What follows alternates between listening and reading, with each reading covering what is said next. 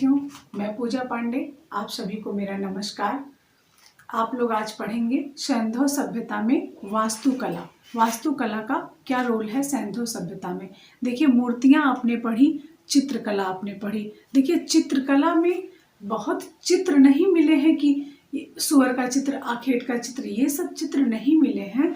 आप लोगों को पंचतंत्र की कहानी का उल्लेख आप थोड़ा पेशेंस रख के जब पढ़ेंगे तब आपको चीज़ें समझ में आएंगी। और मैंने फर्स्ट टाइम ही कहा था सैंधव सभ्यता बहुत बड़ा चैप्टर है आपकी कला का, उसको धीरे धीरे स्टेप बाय स्टेप पढ़ेंगे तभी समझ में आएगा। देखिए, मूर्ति कला मोस्ट इम्पॉर्टेंट है, चित्रकला भी वहाँ बहुत इम्पॉर्टेंट है, लेकिन चित्रकला ऐसी नहीं है कि कहीं सुअर के साक्ष्य मिले हों, कहीं महामहिष के साक्ष्य मिले हों, कहीं जो है सिर्फ अभी लोथल आने तो दीजिए, लोथल पढ़ने तो दीजिए आपको, फिर जानिए कि लोथल में क्या हुआ है। बस वही एक आप लोग परेशान हैं कि चित्रों के बारे में नहीं बताया। चित्रों के बारे में क्या आप जानते हैं? सैंधव सभ्यता में चित्रों के बारे में क्या जानते हैं? बस एक यही चीज जानते हैं ना कि लोथल से पंचतंत्र की कहानी का उल्लेख मिलता है एक पात्र पर। लोथल आने तो दीजिए, थोड़ा सा पेशेंस रख के पढ़ाई करिए तभी पढ़ पाएंगे।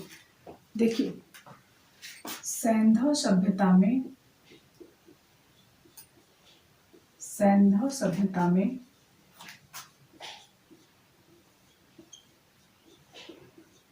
वास्तुकला, सैंधव सभ्यता में वास्तुकला। देखिए, अगर कहा जाए कि पूरी सैंधव सभ्यता, अगर कहा जाए कि पूरी सैंधव सभ्यता प्रसिद्ध है, पूरी सैंधव सभ्यता की बात हो रही है, प्रसिद्ध है, तब आप कहेंगे चित्रकला, मूर्तिकला,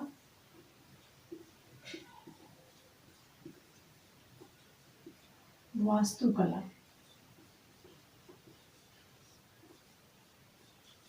चित्रकला, मूर्तिकला, वास्तुकला, उपरोक्त सभी,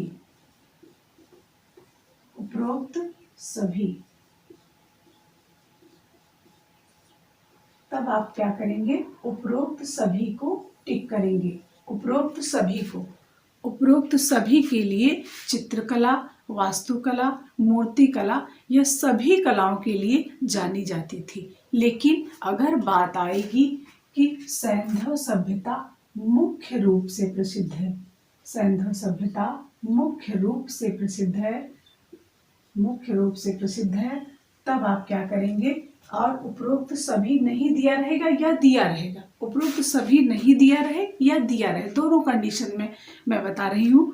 तब आप करेंगे वास्तुकला को टिक करेंगे, क्योंकि पूरी सभ्यता आज विश्व प्रसिद्ध है। तो नगर नियोजन के लिए पूरी सभ्यता अगर आज विश्व प्रसिद्ध है, पूरी सभ्यता आज अगर विश्व प्रसिद्ध है तो सिर्फ और सिर्फ नगर नियोजन के लिए प्रसिद्ध है। और नगर नियोजन का मतलब वास्तुकला से है। नगर नियोजन का मतलब है वास्तुकला। तो वास्तुकला के लिए मुख्य रूप से जानी जाती है। और यहाँ पर देखिए, ये बात सही है कि मूर्ति कला का जन्म यहीं से हो रहा है, आपकी सैंधव सभ्यता से, आद्य ऐतिहासिक काल से हो रहा है। लेकिन यहाँ पर अगर जानी जाती है, यह मुख्य रूप से जानने की बात होती है, तब आप कहते हैं कि यह सभ्यता वास्तुकला के लिए ही जानी जाती है। जानी सभी के लिए जाती है, लेकिन मुख्य रूप से, देखिए ऐसे ही क्वेश्चन आते हैं कि मुख्य रूप से तीनों दे देगा, तब अब ये लो तीनों दे दिया है तो मैं क्या आंसर करूं? तो ये इस तरीके का यहाँ पर आपको मिलेगा कि आंसर आपको कैसे देना है। पढ़ना देखिए बहुत है, पढ़ना सभी लोग पढ़ते हैं, पढ़ना बहुत है, लेकिन आंसर कैसे आपको देना है ये ज़्यादा समझना होगा आपको, क्योंकि कला में ये थोड़ा समझने का विषय है कि आंसर कैसे देना होगा हमको। तो चित्रकला के लिए जानी जाती है, ऐसा नहीं है कि नहीं जानी जाती है। मूर्ति कला के लिए भी जानी जाती है। मूर्ति कला का इन्वेंशन या आविष्कार ही यहाँ से हो रहा है। लेकिन अगर पूछता है कि वास्तुकला, तब मुख्य रूप से नगर नियोजन या वास्तुकला के लिए ही जानी जाती है यह सभ्यता। अब देखिए, वास्तुकला में क्या क्या प्रमुख है।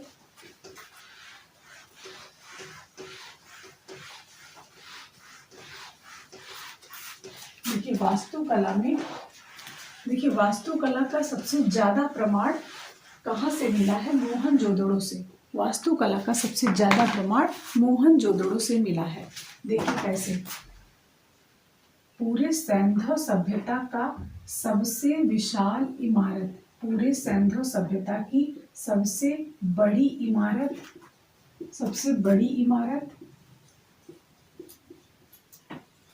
या सबसे बड़ा या विशाल, सबसे बड़ी इमारत या विशाल इमारत, इमारत या स्थल, कुछ भी कहे, इमारत कहे, स्थल कहे, कुछ भी कहे, आपका सिर्फ और सिर्फ क्या होगा? अन्नागार होगा। सिर्फ और सिर्फ अन्नागार। अन्नागार, अन्नागार को धान्य कोठार, धान्य कोठार, धान्य कोठार भी या कोठारी या कोठार इतने नामों से जानेंगे। अन्नागार सबसे बड़ा स्थल, पूरी सैंधव सभ्यता का सबसे बड़ा स्थल अन्नागार होगा। अब बात आती है, देखिए थोड़ा सा क्वेश्चन घूमेगा और आंसर भी घूम जाएगा। देखिए कैसे।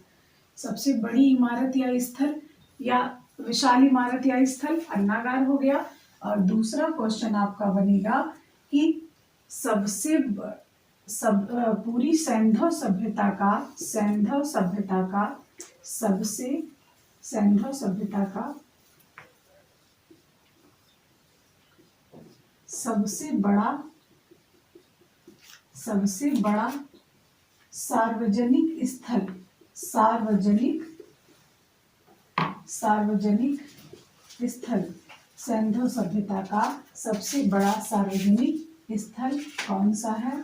तब आप कहेंगे सार्वजनिक स्थल सबसे बड़ा कौन सा है? स्नानागार, स्नानागार सबसे बड़ा सार्वजनिक स्थल की बात होगी तब आप कहेंगे स्नानागार है। कैसे है? देखिए मोहनजोदड़ो से दोनों चीजें प्राप्त हुई हैं। एक आपका स्नानागार प्राप्त हुआ है मोहनजोदड़ो से। इसकी माप भी इम्पॉर्टेंट है, माप भी पूछी जाती है। मैं अभी आपको माप बताती हूँ। सैंधव सभ्यता का सबसे बड़ा सार्वजनिक स्थल स्नानागार है। यह भी आपका कहाँ से मिला है? मोहनजोदड़ो से मिला है, मोहनजोदड़ो से मिला है। अब बात आती है कि सबसे बड़ा सार्वजनिक स्थल। देखिए सबसे बड़ा सार्वजनिक स्थल, जैसे कोई आप मंदिर या मस्जिद कहीं भी जाते हैं तो वहाँ पर पहले पूजा करने से पहले नदी तालाब होते हैं वगैरह, तो उसमें नहा कर लोग पूजा पाठ के लिए जाते हैं। तो देखिए पूजा के प्रमाण मिले तो हैं, लेकिन वह जो है स्थापत्य के रूप में सैंधव सभ्यता में नहीं मिले हैं। पूजा उपासना के प्रमाण मिले हैं, लेकिन सैंधव सभ्यता में पूजा उपासना के प्रमाण जो है वह मंदिर या मस्जिद के रूप में नहीं मिले हैं। कहीं से भी पूरी सैंधव सभ्यता में कहीं से भी मंदिर खुदाई में नहीं प्राप्त हुआ है, मंदिर मस्जिद खुदाई में नहीं प्राप्त हुआ है। अपवाद स्वरूप एक आपका मोहनजोदड़ो से एक कनिष्क का स्तूप या इसे कहते हैं कनिष्क टावर, यह मिला है। और उसको भी पुरातत्वविदों ने अपने हिसाब से कहा है। बाकी पूरी सभ्यता में कहीं कोई मंदिर, कहीं कोई मस्जिद के अवशेष नहीं प्राप्त होते हैं।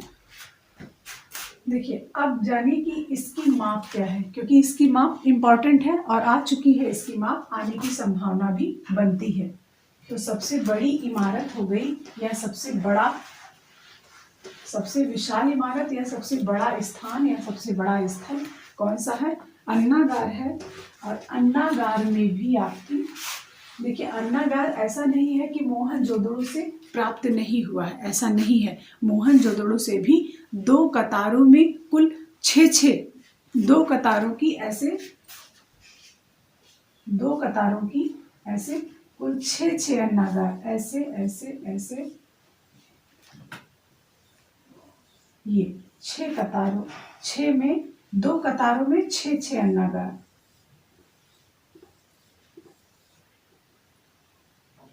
दो कतारों में कुल 6 अन्नागार प्राप्त हुए हैं। कहाँ से?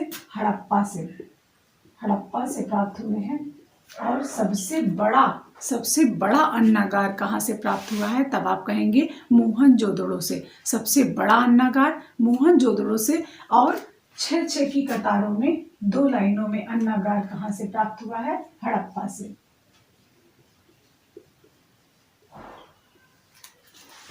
अब जो मोहनजोदड़ो से अन्नागार प्राप्त हुआ है उसकी माप क्या है?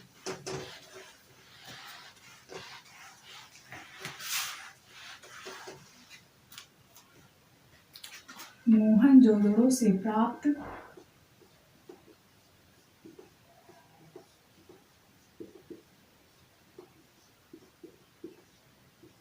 सबसे बड़ी इमारत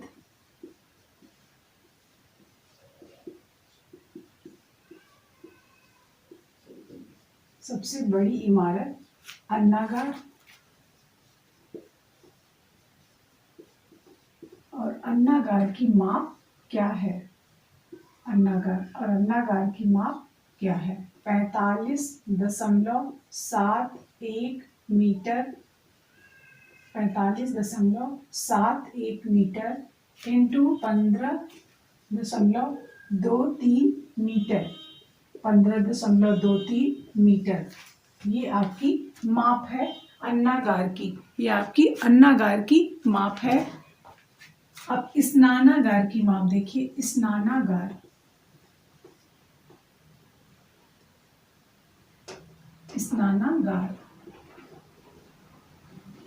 11.88 मीटर।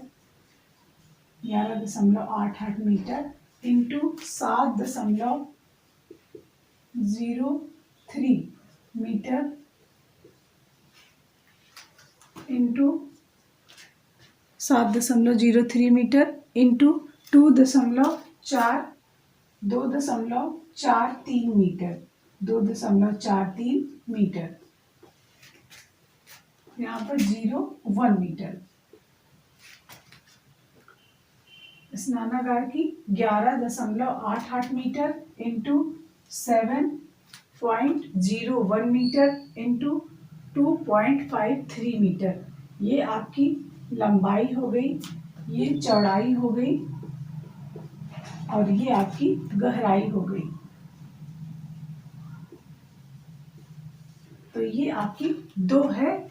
यहाँ की सबसे बड़ी इमारत है, सबसे बड़ा सार्वजनिक स्थल है, वह कहाँ से है? मोहनजोदड़ो से है। और ये आपका सिंधु सभ्यता का वास्तुकला है। और भी मिला है, ऐसा नहीं है कि और सामग्रियां नहीं मिली हैं। एक आपका कनिष्क टावर या इसी को कहते हैं कनिष्क स्तूप। कनिष्क स्तूप का मतलब है कनिष्क के समय का स्तूप। यह आपका अपवाद स्वरूप मोहनजोदड़ो से मिला है। अन्यथा कोई भी मंदिर, मस्जिद, गुरुद्वारा, इसके अवशेष पूरे सिंधु सभ्यता में नहीं प्राप्त हुए हैं। पूजा करते थे वो लोग, धार्मिक थे, ऐसा नहीं था कि पूजा नहीं करते थे। अगले वीडियो में मैं आपको मोहनजोदड़ो हड़प्पा से प्राप्त अन्य सामग्रियां क्या क्या प्राप्त हुई हैं, चाहे वो मूर्तियों में हो, चाहे वह स्थापत्य में हो, चाहे वह चित्रकला में हो, मैं आपको इसी बोर्ड पे समझाऊंगी अगले वीडियो में। आप लोग पढ़ते रहिए, ऐसे ही आगे बढ़ते रहिए। इन्हीं शुभकामनाओं के साथ हम आपको फिर मिलेंगे कल अगले वीडियो में। धन्यवाद।